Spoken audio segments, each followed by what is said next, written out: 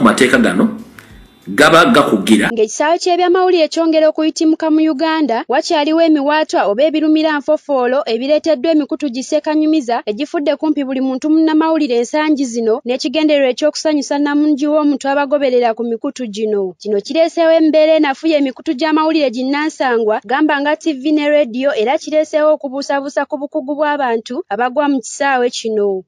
Bannamawulire okusebengerera mu bukugu bwabwe kibasudde mu ntata ate oluusi kireeseewo obukubagano wakati w'abantu ababeera bakoseddwa kalebule wamu n'abo abasangibwa ku mikutu gya TV sako ne radio era abamu ku bo ne bamaliriza nga bagenze mu mbuga z'amateeka. Gye buvuddeko mu mwaka gwa 2021 Suna Emmanuel Obakale muyita omulangira Suna mu kisaawe ky'okuyimba yayoza ku mmunye oluvannyuma lw'okumwogerako kalebule nga tebakoze kunoonyereza nakwekkenneenya kumala.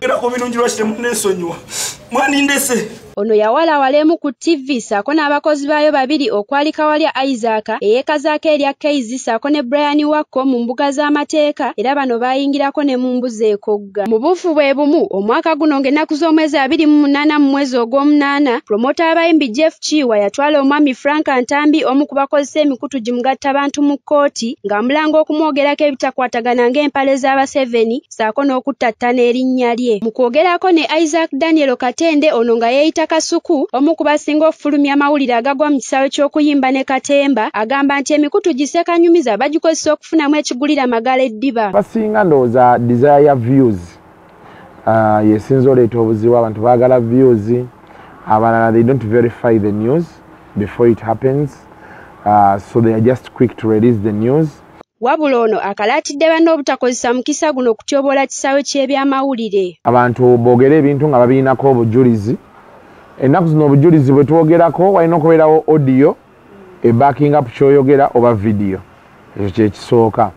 Ekyokubiri basabe sources zaabwe okuverifyinga amawulire gaba bawadde. Dr. Sam Kazibwe munnamawulire ate nga mukugu mu kisaawe kino akuutidde bonna abafulumya ebiyita ku mpewo okwekkennenyanga n'okunoonyereza nga tebannaba kubifulumya. Akakodyo mwosobola okutegeerera amawulire ag'obulimba buli kaseera kwe kunoonya authority ku subject kubanga tosobola kutunuulira butunuulizi fake news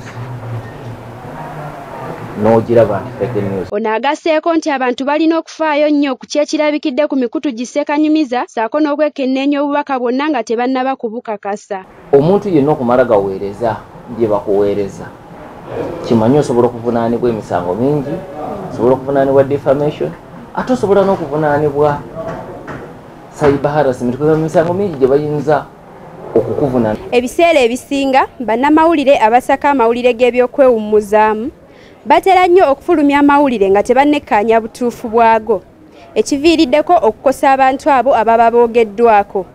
Nga kino bwe kiba tekikyusiddwa kyandiyongera okuteekawo muwaatwa mu nsaka y'amawulire ag'ekika kino saako n'okubuusabuusa emikutu kwe gaba gafulumiziddwa. Grasslow TV Nabagala Shakira